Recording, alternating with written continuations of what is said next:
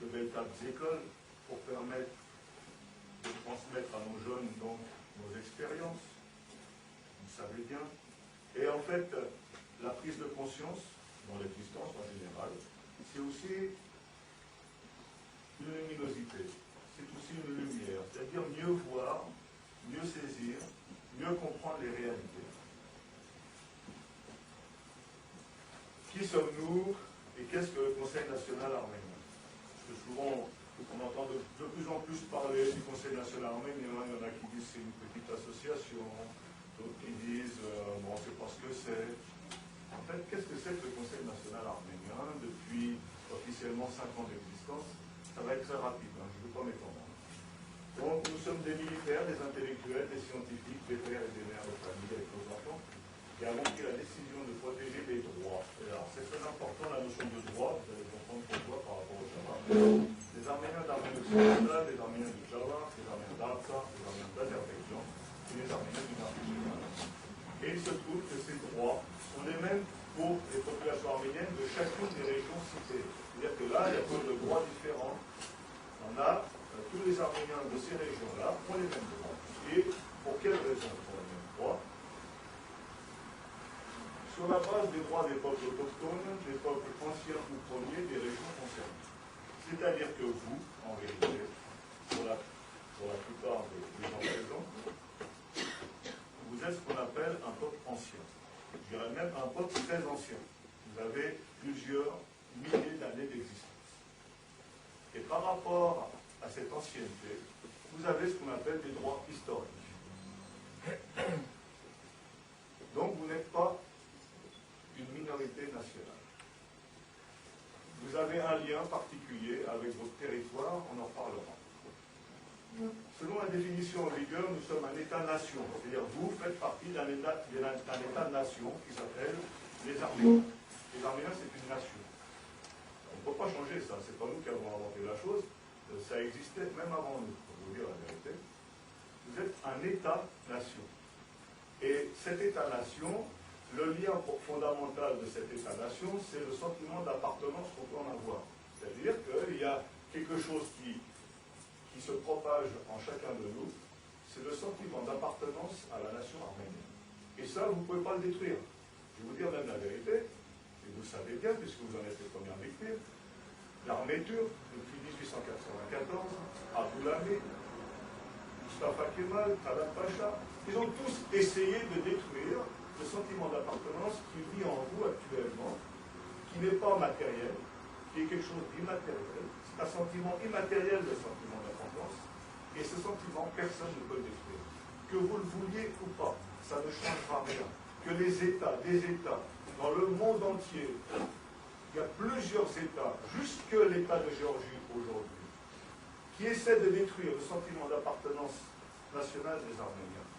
Et je suis obligé de constater que c'est pratiquement impossible.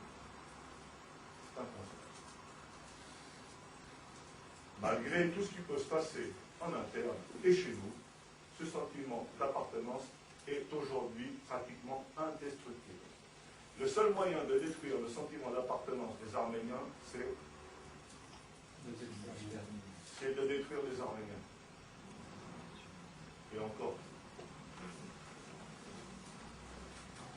Même si nous ne sommes pas encore un État territorial, notre particularisme est d'avoir en tant qu'être humain un lien historique très ancien, privilégié et définissable avec un territoire précis sur le plan géographique. C'est pas moi qui invente, c'est l'histoire. Et en un mot, les Arméniens ne peuvent pas venir d'ailleurs, ne peuvent pas venir d'ailleurs que l'Arménie. Ils sont tous issus d'une région géographique qu'on appelle le plateau arménien Ayot Ashray. Comme je l'ai dit à l'ONU, on parlera aussi de l'ONU 2 minutes tout à l'heure, devant l'Assemblée des Nations autochtones à Genève, notre terre et notre sang et notre terre, ou comme nous avons plaisir à répéter cette devise arménienne, Menkek Mesarele, nous sommes nos montagnes. Les Arméniens sont définis en tant qu'identité, je parle d'identité, il n'y a pas de notion partisane, je parle de tout le monde. Je ne connais pas les sensibilités partisanes des uns et des autres. Là, je parle de nous tous, de ce qui est au fond de nous-mêmes, de ce qu'on partage de ce qu'il y a de privilégié par rapport à ce qu'on vit et ce qui est au fond de nous-mêmes. Et effectivement, on se considère comme avoir ce lien privilégié avec notre élément naturel. Ainsi, conformément à la déclaration officielle du Conseil national arménien, le CNA est la représentation politique, diplomatique et juridique des Arméniens d'Arménie occidentale, des Arméniens du Java, des Arméniens du Java et des Arméniens du Nakhichevan.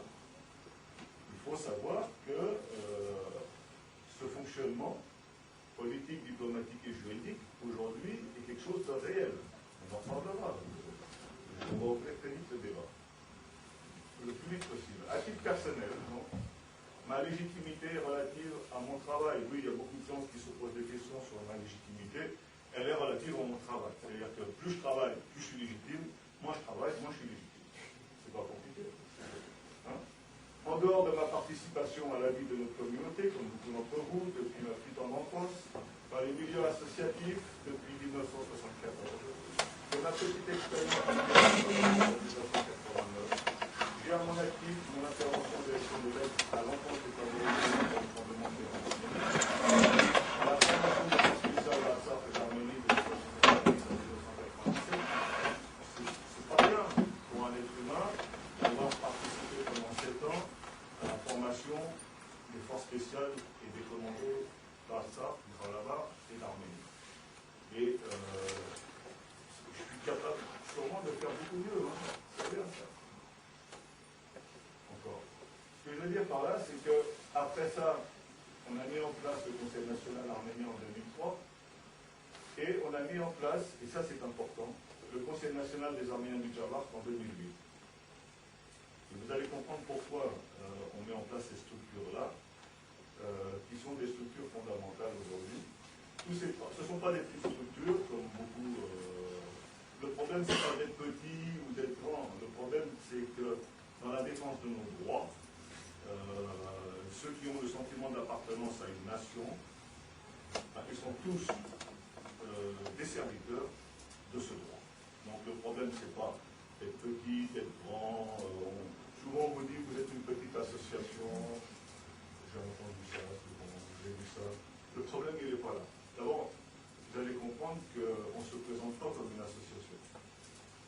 Le Conseil national arménien. Alors, ensuite, pour finir, tous ces travaux expriment aujourd'hui le fait indiscutable que je défends les droits d'une population qui subit quotidiennement un plan de destruction psychologique, culturelle et souvent physique équivalent, et je le dis en toute responsabilité, à des programmes d'extermination et de nettoyage ethnique de mon peuple, de notre peuple, excusez-moi, en Arménie occidentale, 1894-1923, pour ceux qui s'arrêtent à 1915, je suis désolé, ils sont trompés, au Nakhichevan en 1921-1922, au Java en 18, en Azerbaïdjan en 5, 6, 18, 88, 80. Ça s'appelle des plans d'extermination, et c'est ce que vivent nos populations. Nos populations vivent des plans d'extermination. Mes détracteurs se plaisent à répéter sans cesse que je suis un extrémiste en tout. Alors, extrémiste en tout, mauvais en tout, on peut dire bon en rien aussi. Enfin, on peut s'amuser. Je vous laisse seul juge, mais à choisir, je préfère être un extrémiste en tout qu'un bon en rien, en rappelant néanmoins qu'en général, une personne qualifiée pour défendre les droits d'un individu se nomme un avocat. Et une personne qualifiée pour défendre les droits d'un peuple se nomme un combattant des droits de l'homme, bien sûr, sous couvert des philosophes, professeurs, écrivains, historiens, voire éventuellement juristes. Un combattant des droits de l'homme est aussi un diplomate, ce qui n'empêche pas à un diplomate d'être ferme, et ça, c'est ce que j'essaie de partager justement avec mes compatriotes, sur des positions de droit international. À partir du moment où on a des droits, je pense que nous devons être fermes sur ces droits. Évidemment, puisque l'art de la diplomatie consiste à défendre les intérêts des siens, je parle de nous, tout en valorisant les droits de la partie adverse. Ah oui, bien. Le souffle forme le verbe forme l'expression.